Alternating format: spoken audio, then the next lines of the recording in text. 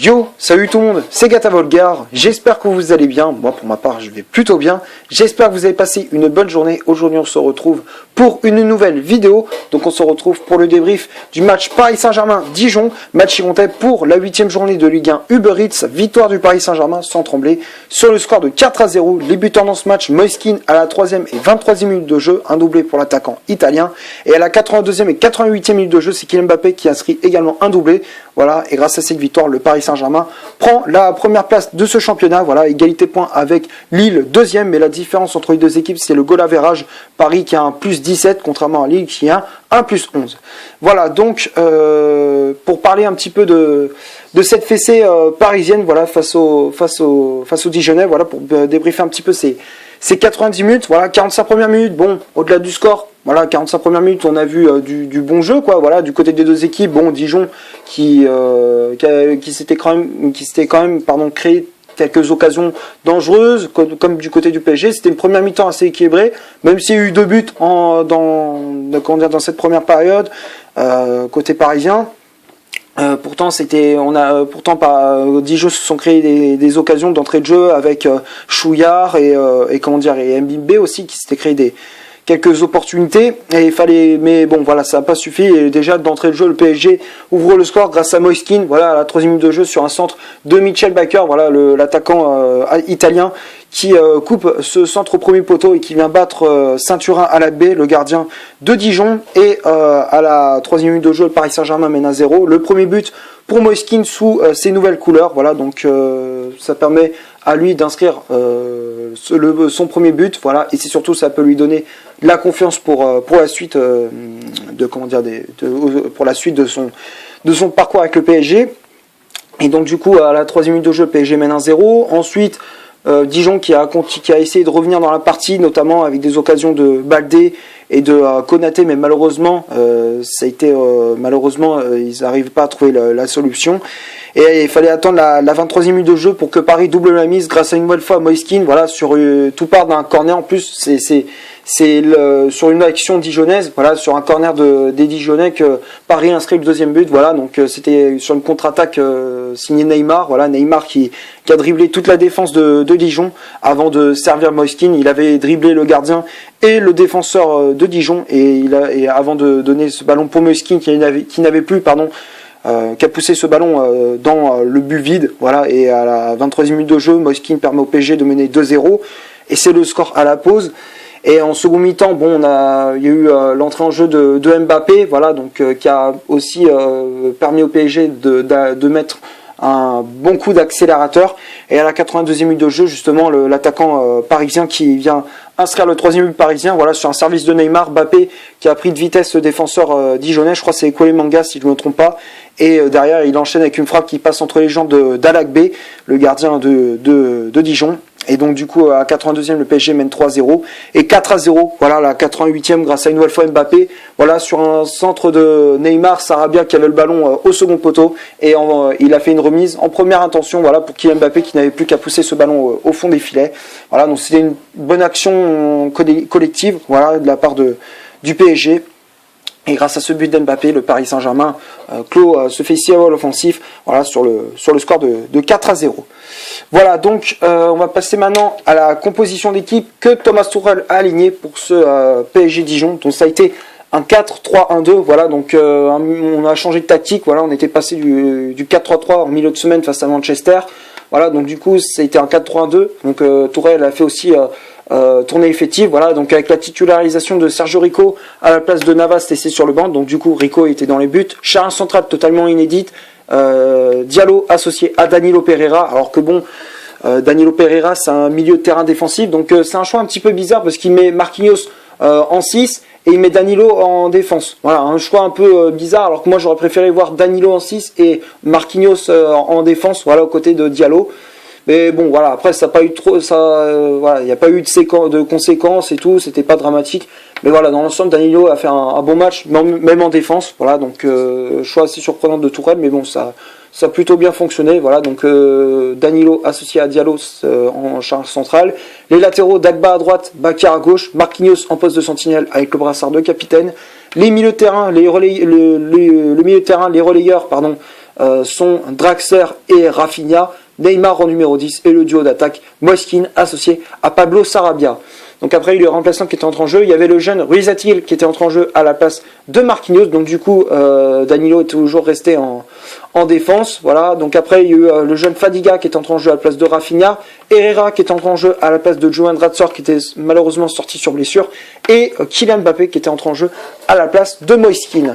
Voilà pour la composition d'équipe. Bon, comme je disais, un choix surprenant de la part de Tourelle dans le 11 de départ.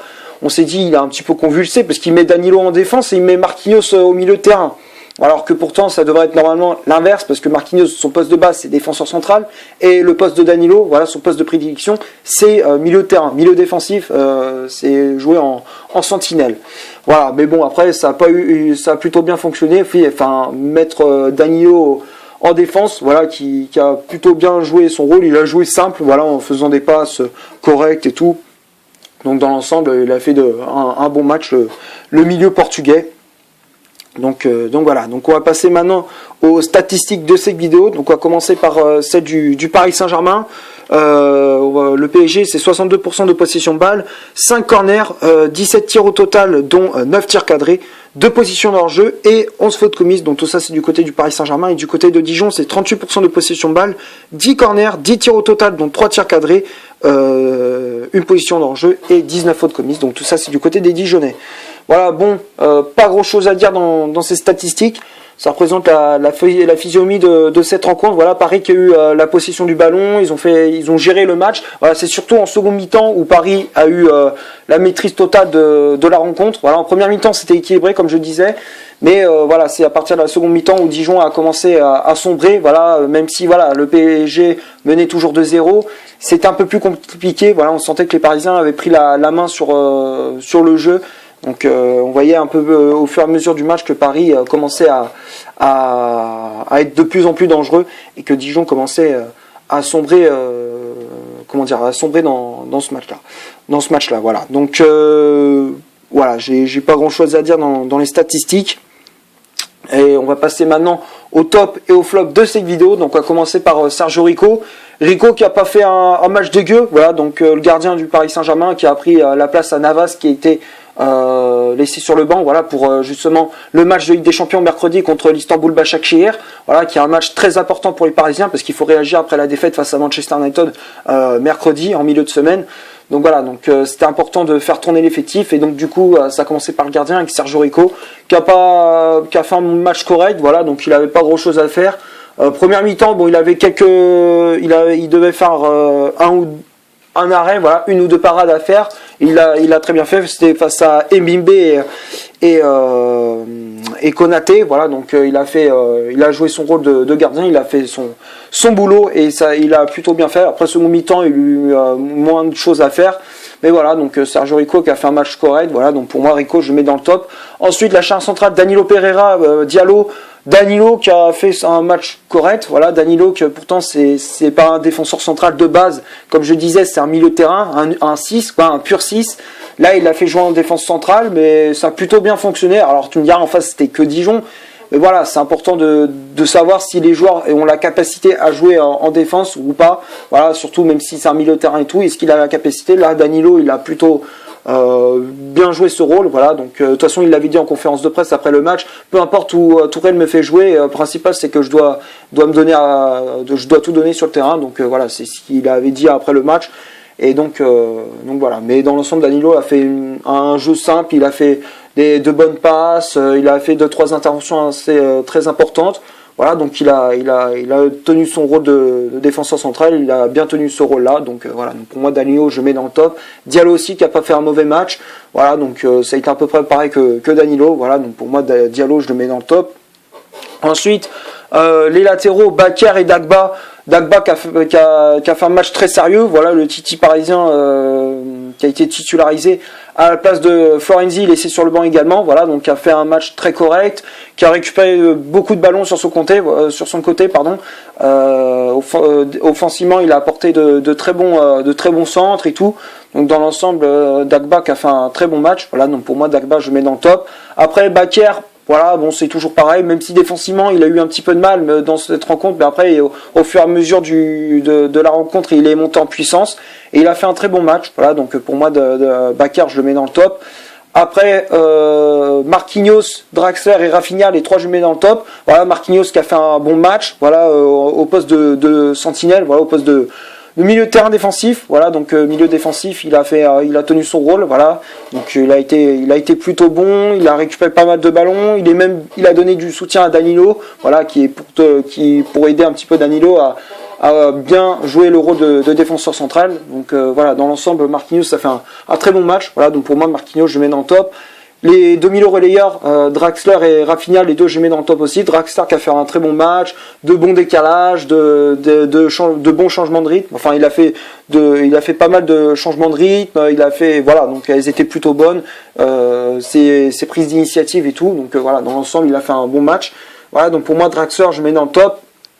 Après, Rafinha aussi, qui a fait un match très correct aussi.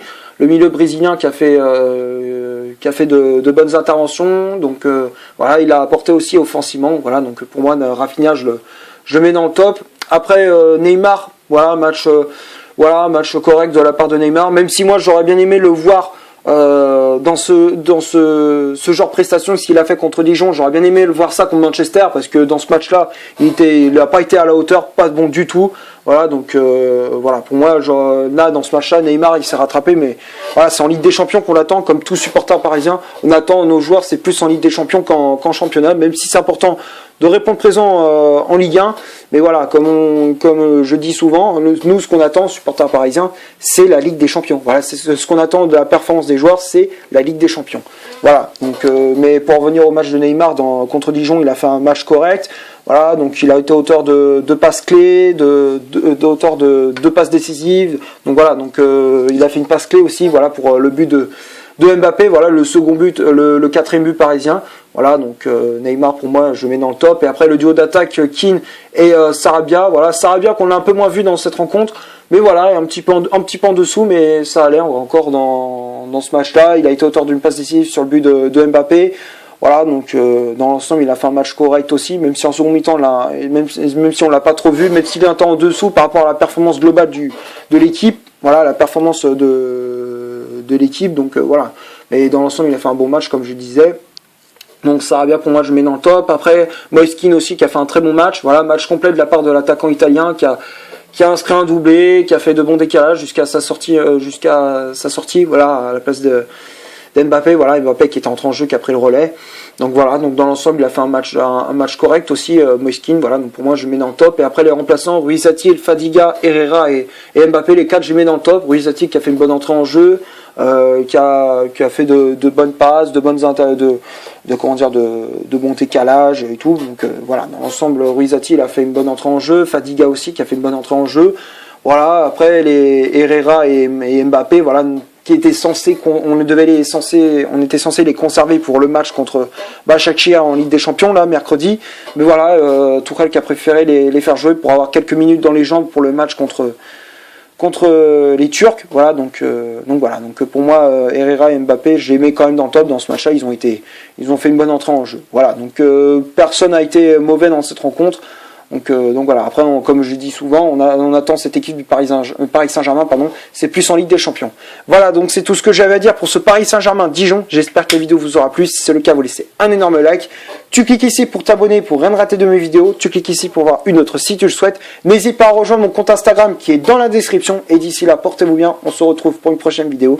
Ciao!